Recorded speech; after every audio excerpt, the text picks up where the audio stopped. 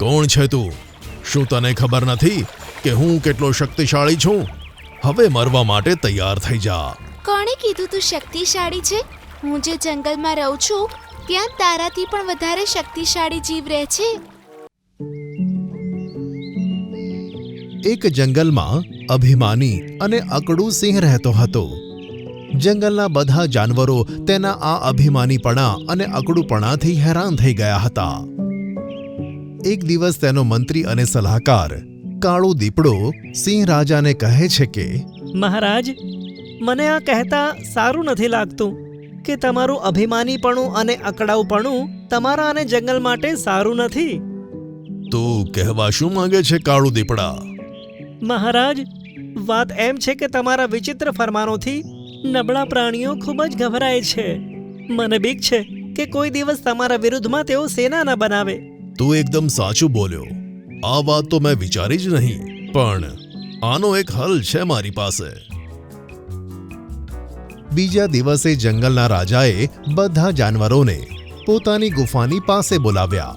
મને ખબર પડી છે કે મારા ન્યાયને કારણે જંગલના નબળા પ્રાણીઓ હેરાન થઈ રહ્યા છે. મેં તેમના માટે ઉપાય શોધ્યો છે. સિંહ રાજાની વાત સાંભળીને જંગલના બધા પ્રાણીઓ તો ખુશખુશાલ થઈ ગયા.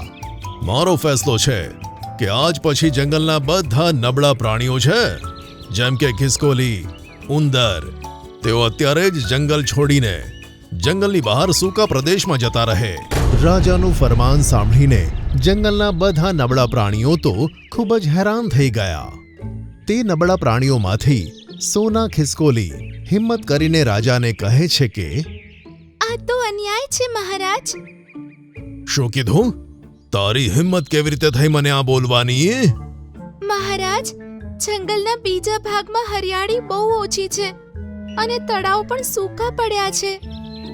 અમારો આદેશ છે સોના ખિસકોલી, અને હા, આજ પછી કોઈ પણ નબળું પ્રાણી જો જંગલમાં જોવા મળ્યું તો તેને મારી નાખવામાં આવશે. પણ મહારાજ, જો નબળા પ્રાણીઓ ત્યાં જશે તો આપમેળે જ મરી જશે. પોતાના નિર્ણય ઉપર ફરી વિચાર કરો. બકવાસ બંધ કર કાળા દીપડા. એમ તો હું તારી વાત પણ માની લેત, પણ આ સોના ખિસકોલીએ મને ગુસ્સો અપાવ્યો છે. બધા નબળા જાનવરોએ તો જવું જ પડશે. કાળો દીપડો મનમાં બોલ્યો કે, એક કયો અપશુકનિયાળ દિવસ હતો જ્યારે આ જંગલનો સિંહ રાજા બન્યો. આમ તો આખા જંગલનું સત્યાનાશ કરી નાખશે. મેં તો તેને બીવડાવવા કહ્યું હતું, પણ તેણે તો ભોળા ભાળા નબળા પ્રાણીઓને જ બહાર નીકાળી દીધા. સિંહ રાજા અકળાઈને પોતાની ગુફામાં જતો રહ્યો. જંગલના બધા નબળા પ્રાણીઓ નિરાશ થઈને જંગલની બીજી તરફ જતા રહ્યા. નબળા પ્રાણીઓ જંગલની બીજી તરફ જઈને સોના ખિસકોલીને આમ તેમ બોલવા લાગ્યા. તારા કારણે જ અમને બહાર કાઢવામાં આવ્યા છે સોના ખિસકોલી. આ તો કેવી વાતો કરે છે? સાચું કહું છું, તે બધાની સામે સિંહ રાજાની વિરુદ્ધમાં કહીને તેમને ગુસ્સો અપાવ્યો. મેં તો તમારા બધાના સારા માટે મહારાજ જોડે વાત કરી, પણ મહારાજ તો પહેલેથી જ આપણને બહાર કાઢવાનું વિચારીને આવ્યા હતા. પણ હવે શું કરીએ? અહીંયા તો લીલોતરી પણ ઓછી છે અને ક્યાંય આજુબાજુ તળાવ પણ દેખાતું નથી. આવામાં તો આપણે તડપી તડપીને મરી જઈશું. તું સાચું કહે છે. મને લાગે છે આપણે આજુબાજુ તળાવ શોધવું જોઈએ, કારણ કે જળ જીવન છે. અને સોના ખિસકોલી, તું જતી રહે. અમને તારી કોઈ જરૂર નથી. તારા કારણે જ અમારી આ હાલત થઈ છે. જો તમને બધાને એવું લાગતું હોય કે મારા લીધે તમને જંગલમાંથી કાઢી દીધા છે, તો હું તમને ખાતરી આપું છું કે હું તમને જંગલમાં પાછા પણ પહોંચાડીશ અને મહારાજને પાઠ ભણાવીશ. સોના ખિસકોલી સિંહ રાજા સાથે બદલો લેવાની આગમાં ત્યાંથી જતી રહી. થોડેક દૂર ચાલ્યા પછી સોના ખિસકોલીની નજર એક કૂવા જેવા તળાવ પર પડી. અરે વાહ, આ તો એક પ્રાચીન કૂવા જેવો બહુ સુંદર તળાવ છે. એટલામાં તે કૂવા જેવા તળાવમાંથી એક મોટી માછલી બહાર આવી અને ખિસકોલીને કહે છે, જો તારે તારો જીવ બચાવવો હોય તો જતી રહે અહીંયાથી. શું મતલબ? કારણ કે એનો નીકળવાનો સમય થઈ ગયો છે. હું પણ છુપાઈ જ જવાની છું. હું કંઈ સમજી નહીં. કોનો નીકળવાનો સમય થઈ ગયો છે?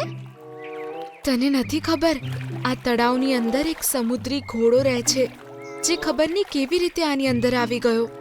એ સમુદ્રી ઘોડો બીજા જીવોને જોઈને એમના જ રૂપમાં પરિવર્તિત થઈને એમને મારી કાઢે છે. એનાથી એને શક્તિ મળે છે. મને એના વિશે કંઈક જણાવ. હોઈ શકે હું તારી કંઈક મદદ કરી શકું. માછલી સોના ખિસકોલીના કાનમાં સમુદ્રી ઘોડા વિશે બતાવવા લાગી. અચ્છા, તો આવી વાત છે. હવે તું મારી વાત ધ્યાનથી સાંભળ. સોના ખિસકોલી માછલીના કાનમાં કંઈક કહેવા લાગી. ત્યાં જ તળાવના પાણીમાં વમળ જોવા મળ્યા. માછલી ત્યાંથી ગભરાઈને નીચે જતી રહી. થોડી જ વારમાં એક મોટો સમુદ્રી ઘોડો નીકળીને સોના ખિસકોલીની પાસે આવી ગયો. કોણ છે તું? શું તને ખબર નથી કે હું કેટલો શક્તિશાળી છું? હવે મરવા માટે તૈયાર થઈ જા. કોણે કીધું તું શક્તિશાળી છે? હું જે જંગલમાં રહું છું ત્યાં તારાથી પણ વધારે શક્તિશાળી જીવ રહે છે. શું બકવાસ કરે છે તું? કોણ છે તે? મારાથી શક્તિશાળી કોઈ જ નથી. એને જંગલનો રાજા સિંહ કહેવાય, મૂર્ખ. તું આ નાનકડા તળાવમાં રહીને ખબર નહીં પોતાની જાતને શું સમજે છે. અરે અહીંયાથી બહાર નીકળીને જો, બહાર કેટલું મોટું જંગલ છે. હા, મને ખબર છે, પણ એક સમસ્યા છે. મારે દિવસમાં એકવાર આ તળાવમાં ડૂબકી લગાવવી જ પડે છે, કારણ કે આ પાણી જાદુઈ છે. તું એક તીરથી બે નિશાન મારી શકે છે. એ કેવી રીતે? તો જંગલમાં સિંહ રાજાને મારીને ત્યાંનો રાજા બની જા. આખું જંગલ તારું થઈ જશે. ત્યાં બહુ જ બધા પ્રાણીઓ છે જેમને મારીને તું વધારે શક્તિશાળી થઈ શકે છે. અને સાંજે આ તળાવમાં ડૂબકી મારીને તું જંગલ પાછો આવી શકે છે. તારા માટે સહેલું રહેશે. આ તો મેં વિચાર્યું જ નહીં. ચલ મારી સાથે અને રાજા સાથે મળાવ. તો થોડી વાર અહીંયા ઊભો રહે, હું હમણાં આવું. થોડી વાર પછી સોના ખિસકોલી પાછી આવી અને સમુદ્રી ઘોડાને સીધો જ સિંહ રાજાના ઘરમાં લઈ ગઈ. સમુદ્રી ઘોડો અને સોના ખિસકોલીને જોઈને જંગલનો રાજા ગુસ્સે થાય છે અને કહે છે કે તારી જંગલમાં આવવાની હિંમત કેવી રીતે થઈ સોના ખિસકોલી? અને તું તારી સાથે આ વિચિત્ર દેખાવવાળા કયા પ્રાણીને લઈને આવી છે? સિંહ રાજા આવું બોલ્યા જ હતા કે ત્યાં જંગલી સમુદ્રી ઘોડો સિંહ રાજાનું સ્વરૂપ લઈ લે છે. અરે, આણે તો મારું જ રૂપ ધારણ કરી લીધું.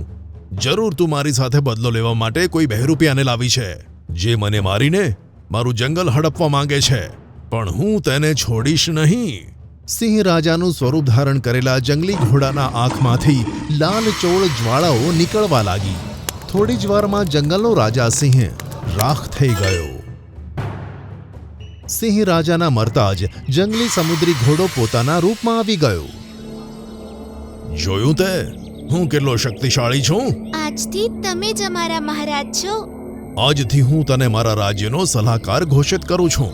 હવે તું જ મને બતાવ કે જંગલના બીજા બધા જાનવર ક્યાં મળશે જેને હું ખાઈ શકું. એ બધું છોડો મહારાજ, તમે તળાવ પાસે જલ્દીથી જતા રહો. સાંજ થઈ ગઈ છે. તમારું તળાવમાં ડૂબકી મારવું બહુ જરૂરી છે. અરે હા, આ તો હું ભૂલી જ ગયો. સમુદ્રી ઘોડો દોડતો દોડતો તે તળાવ પાસે પહોંચ્યો, પણ તેણે તળાવમાં જોયું તો તે તળાવ પથ્થરોથી ભરાઈ ગયું હતું. આ કેવી રીતે થઈ શકે? સવાર સુધી તળાવ તો બરાબર હતું. સમુદ્રી ઘોડો પથ્થરોને હટાવવાનો પ્રયાસ કરવા લાગ્યો, પણ અચાનક તેના શરીરમાં આગ લાગી ગઈ. તે બળીને ખાખ થઈ ગયો. તેનું શરીર રાખ થઈ જતાની સાથે જ બધા નબળા પ્રાણીઓ જે સંતાયેલા હતા બહાર આવીને બધા પથ્થરોને હટાવવા લાગ્યા. તળાવમાંથી તે જ માછલી ઉછળીને તળાવની બહાર આવી ગઈ. તારો ખૂબ ખૂબ આભાર સોના ખિસકોલી. તારી ચતુરાઈના કારણે જ સમુદ્રી ઘોડો મરી ગયો અને તળાવના જીવોને એનાથી મુક્તિ મળી ગઈ. અને મારા જંગલવાસીઓને એ ઘમંડી સિંહથી પણ મુક્તિ મળી ગઈ. વાસ્તવમાં સોના ખિસકોલીએ માછલીના કાનમાં પહેલાથી જ પોતાની યોજના વિશે બતાવ્યું હતું અને જાનવરોને પણ કહી દીધું હતું કે સમુદ્રી ઘોડાના જતાની સાથે જ તળાવને પથ્થરોથી ભરી દે. ત્યાર પછી જંગલમાં બધા આનંદથી રહેવા લાગ્યા. બહેન, આ ચુલબુલી પરિવારના સભ્યોએ તો આપણને હેરાન કરી દીધા છે. તેઓ બધાની મદદ કરે છે, જેના કારણે બધા તેમને પસંદ કરે છે. હું મોર છું, છતાં બીજા જાનવરો મને પસંદ નથી કરતા. તું સાચું કહે છે. આપણે બંને મળીને એનો પરિવાર ખતમ કરી દઈશું. આ વાર્તા છે ઉત્તરાખંડના જંગલોની, જ્યાં એક ખિસકોલીનો પરિવાર રહેતો હતો. તે ખૂબ જ સારો હતો. તે જંગલમાં બધા પશુ પક્ષીઓની મદદ કરતો હતો.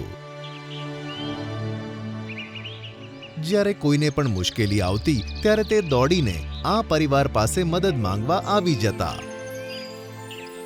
તેમની આ જ સારી બાબતને કારણે તેમના કેટલાક દુશ્મનો પણ હતા, જે તેમનાથી અદેખાઈ કરતા હતા. એક દિવસ નાની ખિસકોલી તેના મમ્મી પપ્પાને કહે છે, મમ્મી પપ્પા, મારે તમને કંઈક પૂછવું છે. બોલો બેટા, શું પૂછવું છે? આપણે લોકોની મદદ કરવાનું ક્યારથી શરૂ કર્યું હતું? મારો કહેવાનો મતલબ છે કે તમે બંને ક્યારથી બધાની મદદ કરી રહ્યા છો? બેટા, તારા પપ્પાની એક વાર્તા છે.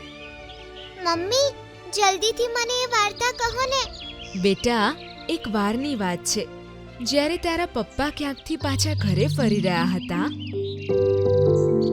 તો રસ્તામાં એમને ઠોકર વાગી અને પગ ઉપર વાગી ગયું. અને એ વખતે એ ઘર સુધી ચાલીને પાછા પણ ન આવી શક્યા. હે? પછી શું થયું મમ્મી? પછી તારા પપ્પાએ બહુ મદદ માંગી, પણ કોઈએ એમની મદદ ના કરી અને એ પીડાથી તડપતા રહ્યા. બસ એ જ દિવસે અમે સંકલ્પ કર્યો કે જ્યારે પણ કોઈને મદદની જરૂર હશે તો અમે કોઈને અમારી જેમ લાચાર નહીં થવા દઈએ. બસ ત્યારથી જ અમે લોકોની મદદ કરવાનું શરૂ કર્યું. અચ્છા મમ્મી, લોકો કેટલા ખરાબ હોય છે ને, જે લોકોને પીડામાં તડપતા મૂકીને જતા રહે છે અને એમની મદદ નથી કરતા. હા બેટા, આજકાલ લોકોને ખાલી પોતાનું કામ જ દેખાય છે. લોકો મતલબી થઈ ગયા છે, એટલે આપણે બધાની મદદ કરીએ છીએ. અને ત્યારથી લોકોએ આપણને પ્રેમ કરવાનું શરૂ કર્યું. જે બાળક અનાથ હોય છે, તારા પિતા એમને પોતાની પાસે રાખે છે અને પોતાના બાળકની જેમ જ પ્રેમ કરે છે. મમ્મી, આ કેટલી સારી વાત છે ને કે પપ્પા અનાથ બાળકોને પોતાની સાથે રાખે છે, એટલે એમને એકલા તો નથી રહેવું પડતું. નહીં તો આટલી નાનકડી ઉંમરમાં અને બાળક શું કરે? કોઈ પણ પ્રાણી એમનો શિકાર કરી શકે. હા બેટા, તું પણ મોટી થઈને સારા કામ કરજે તારા પિતાની જેમ. બધાની મદદ કરજે. એકવાર જંગલમાં બતકોની પાસે ખાવાનું ખૂટી ગયું હતું.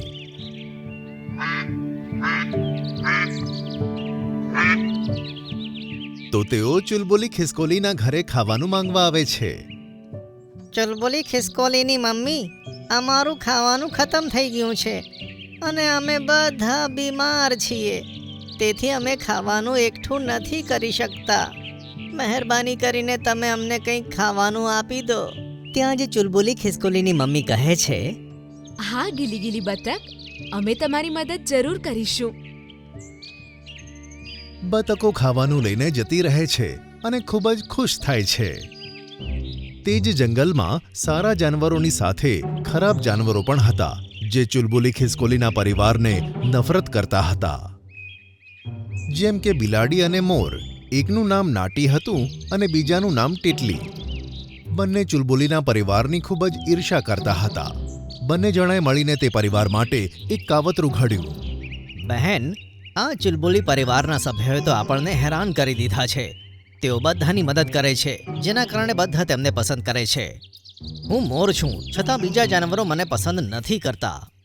તું સાચું કહે છે. આપણે બંને મળીને એનો પરિવાર ખતમ કરી દઈશું. એક દિવસ ચુલબુલી ખિસકોલી બહાર ફરવા માટે ગઈ અને તેના મમ્મી પપ્પા ઘરે જ હતા. ત્યારે નાટી બિલ્લી અને ટીટલી મોરે ચુલબુલી ખિસકોલીના ઘરે જઈને તેના માતા પિતા ઉપર હુમલો કરી નાખ્યો. એકે પિતાને પકડ્યા અને બીજાએ માતાને. બંને જણાએ તેમને મોઢામાં દબાવીને મારી નાખ્યા અને પછી ત્યાંથી જતા રહ્યા. પછી જ્યારે ચુલબુલી ખિસકોલી ઘરે આવે છે ત્યારે માતા પિતાની આવી હાલત જોઈને તેમને ઉઠાવવાનો પ્રયત્ન કરે છે. મમ્મી પપ્પા ઉઠો ને. શું થયું તમને? હમણાં તો તમે લોકો બરાબર હતા અને આ જંગલમાં તમારા આટલા ચાહકો છે કે તમને કોઈ કેવી રીતે મારી શકે છે?